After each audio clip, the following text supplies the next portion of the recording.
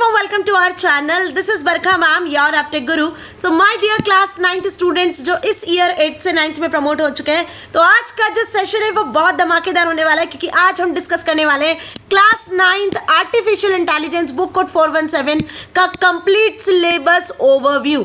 Yes dear students, 25-26 की शुरुआत हो चुकी है और आज सभी क्लास 8 से 9th में प्रमोट हो चुके हो। तो क्लास 9th में जिन भी स्टूडेंट्स ने एआई लिया हुआ है बुक कोड 417, तो भाई आज के इस सेशन में हम कंप्लीट सिलेबस ओवरव्यू के बारे में डिस्कस करेंगे कि आखिर आपको एआई की बुक में क्या पढ़ना है, कितने चैप्टर्स, कितने यूनिट्स पढ़ना है, कितने टॉपिक्स आपको पढ़ना है, क्या रिड्यूस्ड हुआ है, क्या इस बार सिलेबस में चेंज हुआ है। तो ये सारी चीजें आज हम डिस्कस करेंगे जिसकी बेसिस पर अब आप अपने क्लास 9th की शुरुआत कर सकते हो और बहुत बेहतरीन तरीके से मैं आपको यहाँ पर एआई के वीडियो लेक्चर्स प्रोवाइड करने वाली हूँ। तो यदि अभी तक भी चैनल को सब्सक्राइब नहीं किया, वीडियो को लाइक नहीं किया, then what is your waiting for, go and subscribe the channel so that आगे आने वाले अमेजिंग से वीडियो सेशंस के नोटिफिकेशन आपको मिल सके। तो करते हैं श्री गणेश और ये बताऊंगी आपको कि सिलेबस कहाँ से डाउनलोड करना है, क्योंकि जैसे ही आप सिलेबस ओपन करते हो, गूगल पर सर्च करते हो, तो आपको बहुत सारे सिलेबस दिखते हैं आर्टिफिशियल इंटेलिजेंस के, राइट। तो वहाँ पे आपको क्लास 9th के एआई के ईयर 25-26 के सिलेबस को ही एक्सेस करना है। क्लियर? तो आप देखो यहाँ पर मैंने ऑलरेडी इस पीडीएफ को ओपन किया हुआ है। गूगल पे सर्च करोगे आप तो आपको आसानी से ये पीडीएफ मिल जाएगी। बस आपको लिखना क्या होगा, artificial intelligence class 9th session 25-26। इस चीज़ का खास ख्याल रखना कि हम यहाँ पर बात कर रहे हैं सेशन 25-26। इसी सेशन का आपको जो है सिलेबस देखना होगा, राइट। यदि आप प्रीवियस सेशन का सिलेबस देखोगे तो बेटा इस बार के सिलेबस में कुछ चेंजेस किए हैं 9th में और 10th में। नाउ क्लास 9th का एआई का जो पेपर है वो होगा टोटल आपका 50 मार्क्स का और 50 मार्क्स का होगा आपका प्रैक्टिकल। मतलब total 100 marks is allotted for your AI, लेकिन ध्यान रखना 50 मार्क्स का आपका थ्योरी होगा और 50 मार्क्स का होगा आपका प्रैक्टिकल। तो 50-50 नंबर इक्वली यहाँ पर थ्योरी और प्रैक्टिकल में डिवाइडेड है। तो आपकी बरखा मैम के साथ में ईयर 25-26 एआई की शुरुआत हो चुकी है। क्लास 9th के जितने भी प्रैक्टिकल्स है वो भी बताऊंगी, साथ में हम थ्योरी की भी प्रिपरेशन करेंगे, ठीक है। तो बेसिक सबसे पहली चीज जो आपको ध्यान रखनी है वो ये कि थ्योरी 50 नंबर का होगा, प्रैक्टिकल 50 नंबर का होगा। टोटल ऐसे मिला के आपके 100 नंबर होने वाला है। अब जो आपकी बुक है वो 2 पार्ट में डिवाइडेड है, part A and part B. बहुत ध्यान से समझना इस बात को, यहाँ बच्चे कंफ्यूज होते हैं क्योंकि क्लास 9 से एआई की शुरुआत आप कर रहे हो, क्लास 10th में एआई पढ़ोगे, 11th में 12th में भी आप एआई ले सकते हो। तो क्लास 9th में जैसा आपको सिलेबस यहाँ दिख रहा है ना, वैसा ही 10th में भी है, 11th में भी है, 12th में भी है। तो यदि 9th आपने अच्छे से समझ लिया है तो 10th, 11th, 12th में आपको ज़्यादा प्रॉब्लम नहीं जानी है। यदि मैं बात करूँ क्लास 9th में आपकी एआई बुक के पार्ट ए की, तो पार्ट ए का नाम है यहाँ पर employability skills, right. Employability skills में टोटल आपको पढ़नी है 5 यूनिट्स और इन 5 यूनिट के नाम है communication skills part 1, self management skills part 1, ICT skills का part 1, entrepreneurial skills part 1 and green skills part 1। मतलब आपको यहाँ पे 5 यूनिट में स्किल्स को, जो जनरल स्किल्स होने चाहिए किसी भी पर्सन में, वो स्किल्स को आप कैसे डेवलप कर सकते हो। उसमें आपकी कम्युनिकेशन स्किल्स हो सकते हैं, सेल्फ मैनेजमेंट स्किल्स हो सकता है, कम्युनिकेशन टेक्नोलॉजी स्किल्स है, entrepreneurial skills and green skills है। ये पूरा पार्ट ओवरऑल थ्योरी है, बहुत बेसिक्स है। वहीं जब आप 10th में होंगे तो ये पार्ट 2, पार्ट 3, पार्ट 4 में आपको देखने को मिलेगा 10th, 11th, 12th में। यूनिट्स यही रहेगी, पार्ट ए यही रहेगा। अब इसकी मार्किंग क्या है तो समझो, आपकी जो बुक है वो पार्ट ए और पार्ट बी में डिवाइडेड है। पार्ट ए इन 5 यूनिट से जो क्वेश्चंस आपसे पूछे जाएंगे वो 10 नंबर के होंगे। मतलब टोटल 50 नंबर का थ्योरी पेपर होगा, उसमें से 10 नंबर का पार्ट ए से आपसे पूछा जाएगा। और ये जो 10 नंबर के क्वेश्चंस होंगे वो कैसे होंगे, एमसीक्यू बेस्ड एंड 2 मार्क्स के क्वेश्चंस के अकॉर्डिंग। मतलब 1 मार्क 2 मार्क क्वेश्चंस आपसे यूनिट 1 से लेकर 5 तक में पूछे जाने। क्लियर? तो अब आपको ये चीज तो क्लियर हो गई है कि मैम 50 नंबर का जो थ्योरी पेपर होगा उसमें पार्ट ए से 10 नंबर के क्वेश्चंस पूछे जाएंगे, जो ये बेसिक स्किल्स पर बेस्ड यूनिट्स हैं, राइट। चलिए आगे बढ़ते हैं, आते हैं पार्ट बी पर। तो पार्ट बी जो है वो है सब्जेक्ट स्पेसिफिक स्किल्स, जिसका वेटेज है 40 मार्क्स का। 10 मार्क्स का वेटेज तो पार्ट ए का हो गया और 40 मार्क्स का वेटेज होगा आपका पार्ट बी का। तो ऐसे कुल मिला के हो जाएंगे आपके 50 total marks for theory. Understand? अब यहाँ जो यूनिट्स है वो भी आपको 5 यूनिट्स पढ़नी है। कौन कौन सी यूनिट्स है देखो, सब्जेक्ट से रिलेटेड यूनिट्स है अब आपकी AI reflection, project cycle ethics, data literacy, math for AI, statistical and probability, introduction to generative AI, introduction to Python. तो कुल मिला के मेरी बात आपको समझ में आ रही है, ये आपके सब्जेक्ट्स है, आर्टिफिशियल इंटेलिजेंस से रिलेटेड यूनिट्स आपको यहाँ देखने को मिलेगी। यहाँ पर AI reflection, project cycle ethics में बिल्कुल बेसिक्स आपको एआई के बारे में पढ़ना है। ये आपको डेटा के बारे में समझाया जाएगा इस यूनिट में। Math for AI statistical and probability, ये प्रैक्टिकल बेस्ड यूनिट होगी, मतलब जो आपका 50 नंबर का प्रैक्टिकल एग्जाम होगा उसमें जो क्वेश्चन आएंगे वो 3rd यूनिट से आएंगे। 4th यूनिट जनरेटिव एआई पर बेस्ड है और 5th यूनिट अगेन आपकी प्रैक्टिकल यूनिट होगी जिसमें आपसे पाइथन के बारे में पूछा जाएगा। पाइथन एकमात्र इकलौती ऐसी लैंग्वेज है जो आपको 9th में भी पढ़नी है, 10th में भी पढ़नी है, 11th में भी पढ़नी है, 12th में भी पढ़नी है, ठीक है। यदि 9th to 12th आप एआई को कंटिन्यू करते हो तो आपको पाइथन प्रोग्रामिंग लैंग्वेज अच्छे से पढ़ने को मिलेगी। यहाँ पर पाइथन का यूज कैसे मशीन लर्निंग में, डीप लर्निंग में, वो समझाया और सिखाया गया है पूरे एआई में। अब जो ज्यादा मार्क्स का वेटेज यहाँ पे रखती है वो यूनिट है आपकी यूनिट नंबर 1 and 2। 10-10 नंबर के क्वेश्चन आपसे यहाँ से पूछे जाएंगे, ठीक है।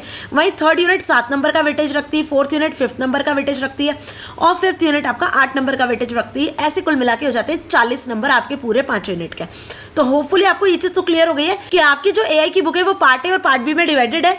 पार्ट ए 10 नंबर का वेटेज रखता है, पार्ट बी 40 मार्क्स का वेटेज रखता है, ऐसे मिला के 50 नंबर हो जाते हैं, ठीक है। पार्ट ए पूरा थ्योरी है, यहाँ से जो भी पढ़ोगे बहुत आसानी से समझ में आएगा। बेसिक स्किल्स के बारे में बात की गई है। अब हम डिस्कस करेंगे पार्ट बी के बारे में। उससे पहले समझ लेते हैं थोड़ा सा प्रैक्टिकल वर्क भी, क्योंकि 50 नंबर के इक्विवेलेंट आपका प्रैक्टिकल भी होने वाला है। तो बेटा बिल्कुल पैनिक मत हो, थ्योरी के साथ साथ हम प्रैक्टिकल की भी तैयारी करेंगे। अब जैसे मैंने बताया कि प्रैक्टिकल वाला पार्ट जो है आपका introduction to Python 5th unit से पूछा जाएगा। तो यहाँ पे पाइथन के मिनिमम आपको 15 प्रोग्राम्स अच्छे से कर लेने हैं, है ना। तो 15 नंबर का आपसे पाइथन के प्रोग्राम्स पूछे जाएंगे। अब जो प्रैक्टिकल एग्जाम होगा ना, उस प्रैक्टिकल एग्जाम में आपसे जो भी प्रैक्टिकल करवाया जाएगा ऑन स्क्रीन प्रैक्टिकल, उसमें पाइथन के वेरिएबल्स क्या होते हैं, डेटा टाइप्स क्या होता है, फ्लो कंट्रोल स्टेटमेंट्स लिस्ट क्या होती है, सिंपल इनपुट आउटपुट के प्रोग्राम्स हो सकते हैं, ये 15 नंबर का होगा। और उसके बाद होगा आपका वाइवा, दैट इज 5। तो 15 और इस हिसाब से मिला के आपके 35 मार्क्स ये हो गए। साथ में आपको क्लास जो भी आपके एआई की टीचर होगी वो आपको प्रोजेक्ट देगा, पोर्टफोलियो वगैरह बनाने को दिया जाएगा, तो वो 15 नंबर का आपका प्रोजेक्ट वर्क होगा। ऐसे मिला के टोटल आपके हो जाएंगे 50 नंबर किसके, प्रैक्टिकल के भी। अंडरस्टैंड। तो प्रैक्टिकल भी आपका पार्ट सी पार्ट डी में इन्होंने डिवाइड कर दिया है। पार्ट डी में क्या है, सिर्फ प्रोजेक्ट पोर्टफोलियो है और पार्ट सी में आपका प्रैक्टिकल वर्क है, राइट। तो इतना अच्छे से समझ में आया। तो यहाँ आपको एक चीज क्लियर हो रही है कि सिर्फ यूनिट 5 से ही आपको एग्जाम में प्रैक्टिकल पूछा जाएगा। Math for AI statistical probability से नहीं आएंगे क्वेश्चंस। इसका प्रैक्टिकल आपको क्लास 10th में करना होगा। क्लियर, ये चीज समझ में आई। तो क्लास 9th में जिसका प्रैक्टिकल करना है वो सिर्फ unit 5 that is introduction to Python है। बाकी आपकी जो 1 to 4 यूनिट है यहाँ से थ्योरी क्वेश्चंस ही आपके बनेंगे, वही आपसे पूछे जाएंगे। क्लियर। चलिए तो अब डिस्कस करते हैं पार्ट बी के जो भी टॉपिक्स हैं उनको डिटेल में समझते हैं कि आखिर आपको पार्ट बी में क्या क्या पढ़ना है, कौन कौन से टॉपिक्स को पढ़ना है, क्या इरेज हुआ है क्या नहीं। तो 5 यूनिट दी हुई है पार्ट बी की, AI reflection, data literacy, math for AI, introduction to generative AI and introduction to Python, right. अब यदि मैं बात करूं first unit AI reflection project cycle ethics की, तो देखो एआई बेसिकली होता क्या है ना, इसका क्या फीचर्स है, ये क्या इसका स्कोप है, कैसे यूज किया जा रहा है आजकल। एआई प्रोजेक्ट साइकिल क्या होता है, मतलब एआई में आप कोई प्रोग्राम या कोई प्रोजेक्ट या कोई मॉडल डेवलप करते हो तो वो कितनी स्टेप से होकर गुजरता है, एआई के क्या एथिक्स है जिनको आपको फॉलो करना होता है, ये सारी चीजें इस यूनिट में बताई गई है। तो यहाँ आपको इसके सब टॉपिक में पढ़ना होगा। सबसे पहले एआई रिफ्लेक्शन, जिसमें हम आर्टिफिशियल इंटेलिजेंस के बारे में पढ़ेंगे और इसकी डेली लाइफ में जो एप्लीकेशन है जिसका आप यूज कर रहे हो, एआई का आप हर जगह यूज कर रहे हो, चाहे आपके मोबाइल फोन में आप व्हाट्सएप को ही क्यों ना यूज करते हो, व्हाट्सएप में भी आजकल मेटा एआई आ चुका है, तो एआई का यूज हर जगह है। हम यहाँ पे वही सारी चीजें समझेंगे। साथ ही एआई की जो टर्मिनोलॉजीज है, जो 3 से 4 मेन डोमेन्स है, computer vision, data statistics and natural language processing, इनके बारे में डिस्कस करेंगे, ठीक है। वहीं बात करें एआई प्रोजेक्ट साइकिल, जो कि दूसरा चैप्टर यहाँ आता है, तो जब भी आप कोई एआई मॉडल डेवलप करते हो तो एआई प्रोजेक्ट साइकिल क्या होता है, ठीक है। इसके कुछ स्टेप्स होते हैं, जैसे यहाँ देख रहे हो आप, problem scoping, data acquisition, data exploration, modelling, evaluation and deployment. ये 5 से 6 स्टेप्स होती है, जिन स्टेप्स की बेसिस पर आप किसी भी एआई मॉडल को डेवलप कर सकते हो, ठीक है। तो एक एक स्टेप को यहाँ पे समझाया हुआ है। देखो ये प्रॉब्लम स्कोपिंग ये बताता है कि यहाँ पे हम बेसिकली हम जो मॉडल बनाने वाले हैं उसके लिए गोल्स डिसाइड करते हैं, उसकी प्रॉब्लम को आइडेंटिफाई करते हैं कि भाई क्यों आपको एआई मॉडल बनाना है, क्या प्रॉब्लम है। उसके बाद में फिर आप यहाँ पे 4 Ws को डिफाइन करते हो कि कौन से 4 Ws हो सकते हैं। डेटा को एनालाइज किया जाता है, उससे रिलेटेड डेटा को एक्वायर किया जाता है, कलेक्ट किया जाता है, राइट। तो ये कुछ चीज़ें आपको यहाँ पर पढ़नी है। Now share what's the student have discuss so far. So अब आपको एट लास्ट आपने एक बार यदि डेटा को कलेक्ट कर लिया है, डेटा को एनालाइज कर लिया है, प्रॉब्लम डिफाइन कर लिया है, तो उसके बाद ना आप डेटा को रिप्रेजेंट करते हो, राइट। तो यहाँ पे प्रेजेंटेशन वर्क आ जाता है। Now identify data requirement and find reliable source to obtain relevant data. तो वही बात आ गई यहाँ पे डेटा एक्विजिशन की, कि आपके पास अलग अलग सोर्सेज होते हैं, अलग अलग सिनारियोज होते हैं, अलग अलग कंडीशंस होती हैं जिनके बेसिस पर हम डेटा को एक्वायर करते हैं, राइट। लास्ट में डेटा को एक्सप्लोर किया जाता है, डेटा को विजुलाइज किया जाता है। तो ये जो यूनिट है ना बेसिकली आपकी एआई प्रोजेक्ट साइकिल पर है, ठीक है। एआई प्रोजेक्ट साइकिल के जितने स्टेप्स मैंने बताई वो सारी स्टेप्स यहाँ पे 1 बाय 1 आपको देखने को मिलेगी। सारी स्टेप्स पर आपको एक चैप्टर देखने को मिलेगा, ठीक है जी। आ रही है बात समझ में। अब आप बात कर लेते हैं एआई एथिक्स की। तो एआई के एथिक्स क्या है जिन्हें हमें यूज करना होता है, तो एआई के एथिक्स पर बेस्ड है, ठीक है। और इसी के साथ में एआई के बेस क्या है, एआई को लेकर अवेयरनेस क्यों आजकल इतनी ज़्यादा बढ़ती जा रही है, क्या एआई आपके लिए बेनिफिशियल है नहीं है, वो सभी चीज़ें यहाँ पे पढ़ेंगे, ठीक है। AI base and AI axis में क्लियर हुआ। तो ये तो बात हो गई आपकी फर्स्ट यूनिट के कुछ इंपॉर्टेंट से टॉपिक्स की। उसके बाद बढ़ते हैं हम यूनिट 2 पर, दैट इज डेटा लिटरेसी पर, ठीक है जी। अब ये जितना भी यहाँ पे लिखा हुआ है ना एआई प्रोजेक्ट साइकिल के बारे में सब मैं आपको डिटेल में समझाने वाली हूँ जब हम वीडियोज स्टार्ट करेंगे, जब हम चैप्टर की शुरुआत करेंगे, यूनिट की शुरुआत करेंगे, क्लियर। अभी सिर्फ आपको एक ओवरव्यू मिलना चाहिए कि हमें पढ़ना क्या क्या है। डेटा लिटरेसी की यदि बात की जाए तो डेटा बहुत जरूरी होता है क्योंकि एआई का जो पूरा खेल है वो डेटा पर ही होता है ना। जब एआई मॉडल के पास में डेटा होगा तभी वो डिसीजन ले पाएगा, तभी मशीन लर्निंग सीख पाएगी, है ना जी। आर्टिफिशियल इंटेलिजेंट, किसी भी मशीन को इंटेलिजेंट कब बनाओगे, जब उसके पास में डेटा होगा। अब वो खुद से तो डेटा एक्सेप्ट करेगी नहीं, आपको डेटा इनपुट करना ही होगा। तो डिफाइंड डेटा लिटरेसी क्या होता है, इसकी क्या इंपॉर्टेंस है, ठीक है। बेसिकली डिसीजन मेकिंग में, क्रिटिकल थिंकिंग में, मशीन को डिसीजन लेने में हेल्प करने में, मशीन को सोचने समझने की शक्ति डेवलप करने में डेटा का मेन रोल होता है, क्लियर। तो यहाँ पे डेटा को एनालाइज कैसे करना है, डेटा प्राइवेसी सिक्योरिटी क्या होती है, ठीक है, पोटेंशियल रिस्क क्या होती है अनऑथराइज्ड एक्सेस में, ये सारी चीजें आपको यहाँ पे पढ़ने को मिलेगी, क्लियर। वहीं डेटा को एक्वायर कैसे किया जाता है, प्रोसेस किया जाता है और इंटरप्रेट कैसे किया जाता है। अब डेटा को सबसे पहले तो आपको इनपुट करना होगा, इनपुट करने के भी पहले डेटा को कलेक्ट करना होगा, फिर वो डेटा मशीन में प्रोसेस होगा, प्रोसेस होने के बाद में मशीन उसको समझेगी, समझने के बाद में आपको एक आउटपुट रिटर्न करेगी। यही प्रोसेस एआई में फॉलो की जाती है। तो वही यहाँ पे लाइन लिखी हुई है कि determine the best method to acquire data, data को एक्वायर करने की कौन कौन सी बेस्ट मेथड होगी, कितने टाइप का डेटा होता है, इसको इंटरप्रेट कैसे किया जाता है, how to interpret this data, इसके लिए कौन कौन से पॉइंट्स है, कौन कौन सी मैथड्स है, कौन सी एल्गोरिदम्स है जिनका यूज किया जाता है। तो ये बेसिकली यहाँ पढ़ेंगे। इसके बाद project interactive data dashboard and presentation. एक बार डेटा कलेक्ट कर लिया, एनालाइज कर लिया तो उसको रिप्रेजेंट करने की जरूरत पड़ती है। तो रिप्रेजेंट करने के लिए डेटा विजुअलाइजेशन टूल्स का यूज करते हैं। तो डेटा विजुअलाइजेशन टूल्स क्या होते हैं वो पढ़ेंगे। अब आ जाते हैं इसके बाद में third unit, that is math for AI, जिसमें स्टैटिस्टिक्स एंड प्रोबेबिलिटी के बारे में हम डिस्कस करेंगे, ठीक है। तो importance of math for AI की यदि बात करूं तो यहां पर ना हम ये जानेंगे कि मैथमेटिक्स का क्या रोल है आर्टिफिशियल इंटेलिजेंस में। ये जो स्टैटिस्टिक्स की बात की जा रही है, आखिर ये स्टैटिस्टिक्स और प्रोबेबिलिटी का क्या रोल है एआई में। तो देखो एआई में भी नंबर्स के फॉर्मेट में आप डेटा को एंटर करते हो, कैरेक्टर्स के फॉर्मेट में डेटा को एंटर करते हो, जो भी कैलकुलेशंस होती है मशीन जो भी कैलकुलेशन करती है वो नंबर्स के फॉर्मेट में ही करती है। इवन इमेजेस भी जो सिस्टम में जाती है वो नंबर के न्यूमेरिक फॉर्मेट में ही जाती है, 0101 के फॉर्मेट में ही जाती है, ये आपको अच्छे से पता है। तो मेन रोल होता है यहाँ पर मैथमेटिक्स का, ओके। तो मैथमेटिक्स में स्टैटिस्टिकल मेथड्स होती हैं, लीनियर अलजेब्रा होता है, प्रोबेबिलिटी होती है, कैलकुलस होता है। ये बेसिकली मशीन को लर्निंग में हेल्प करती है। Machine learning is the biggest technique जो कि एआई में यूज होती है। It is the biggest domain of AI, ठीक है, जिसमें basically statistical, linear algebra, probability, calculus इनका अधिकतर यूज किया जाता है। नंबर पैटर्न्स को पहचानने के लिए, फाइंड आउट करने के लिए, पिक्चर को एनालॉग करने के लिए, मतलब कि पिक्चर को रीड करने के लिए, राइट, वहां भी नंबर्स का ही रोल होता है।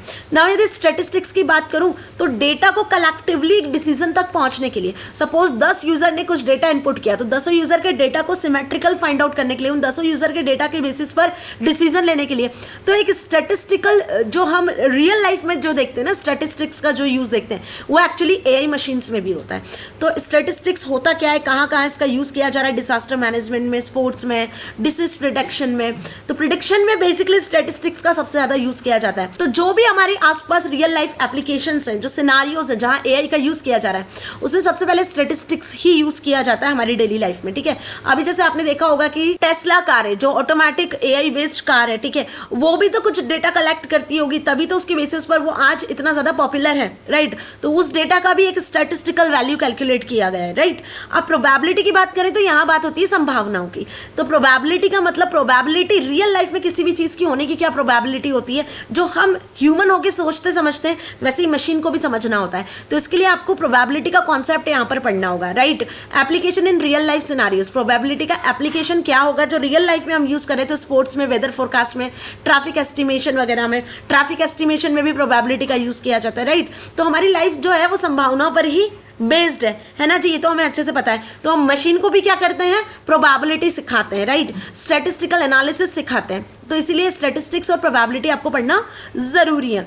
नाउ यूनिट 4 पे आ जाते हैं, that is introduction to generative AI. तो अब यूनिट 4 क्या कहती है, जैसे आप आजकल जो चैट जीपीटीज या जो चैटबॉट्स यूज कर रहे हो ना, वो इस जनरेटिव एआई पर ही बेस्ड है। मतलब कन्वेंशनल एआई और यदि हम जनरेटिव एआई की बात करें तो दोनों में बहुत डिफरेंस है, राइट। तो generative AI large language model पर बेस्ड होते हैं, ठीक है। अभी जितने भी चैटबॉट्स, मेटा एआई जिनका भी आप यूज कर रहे हो वो सभी जनरेटिव एआई पर ही बेस्ड है। तो यहाँ पे हम समझेंगे कि जनरेटिव एआई होता क्या है, इसके इंट्रोडक्शन के बारे में समझेंगे, कितने टाइप के जनरेटिव एआईज होते हैं, कन्वेंशनल एआई से कैसे डिफरेंट है, इसके क्या बेनिफिट्स है, इसके क्या लिमिटेशंस है, राइट, इसके बारे में पढ़ेंगे। वहीं यूनिट 5 की बात करूं, that is introduction to Python.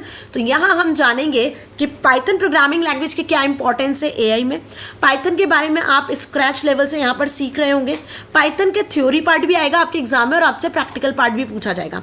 Python के basics, why it is popular language, इसमें कंपाइलर इंटरप्रेटर का क्या रोल होता है, इसकी जो बेसिक्स है, variables, arithmetic operations, expressions, operators, logical operators और डिफरेंट टाइप के functions, flow control statement, list, ये सारी चीजें आपको यहाँ पे कवर करनी होगी।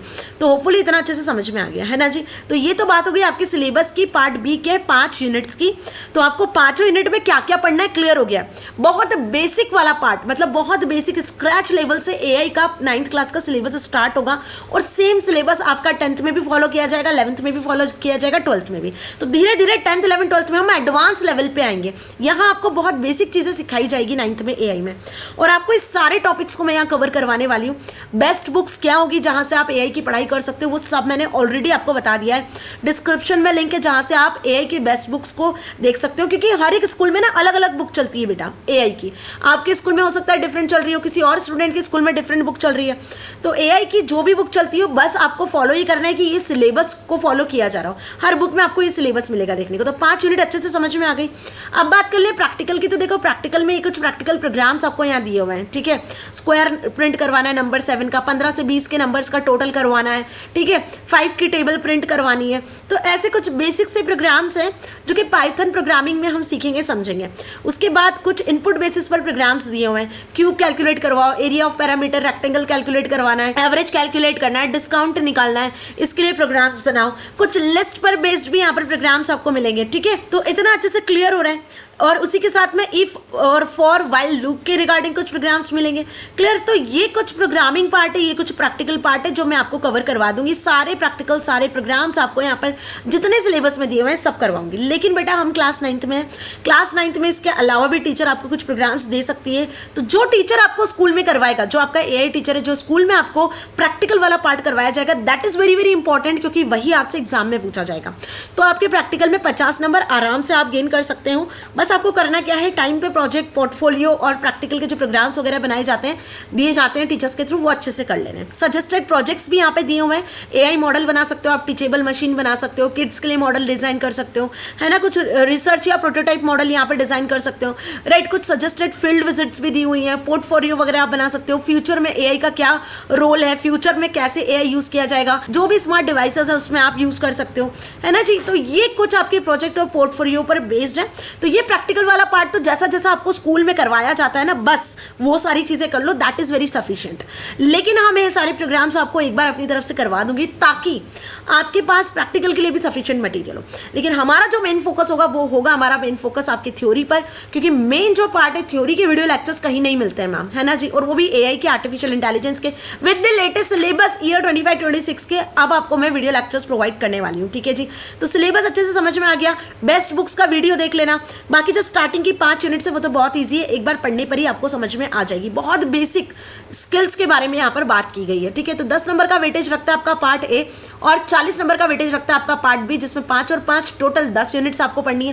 क्या क्या टॉपिक्स हो सकते हैं एक ओवरव्यू के फॉर्मेट में मैंने आपको बता दिया है। अब बस आपको क्या करना है, चैनल पर बने रहना है। चैनल को सब्सक्राइब कर लो नहीं किया है, क्योंकि आगे आपको बहुत अमेजिंग से वीडियो लेक्चर्स मिलेंगे क्लास 9th एआई के। तो जल्दी से सेशन को शेयर कर दो, वीडियो को लाइक कर दो, ओके। और यदि कोई भी डाउट होता है तो आप कमेंट सेक्शन में लिख सकते हो। टेलीग्राम चैनल का लिंक भी मैंने डिस्क्रिप्शन में दिया हुआ है, ताकि आपको नोट्स वगैरह लेने में भी कोई प्रॉब्लम नहीं जाए। बरखा मैम कंप्यूटर 10325 पर आपको फॉलो कर लेना है। टेलीग्राम चैनल का लिंक भी आपको डिस्क्रिप्शन में मिल जाएगा, ठीक है। तो कोई भी आपके डाउट्स होते हैं या कुछ भी आपको प्रॉब्लम होती है तो आप वहां भी मुझसे पूछ सकते हो। मिलेंगे अगले धमाकेदार सेशन में। Till then stay happy. Thank you so much.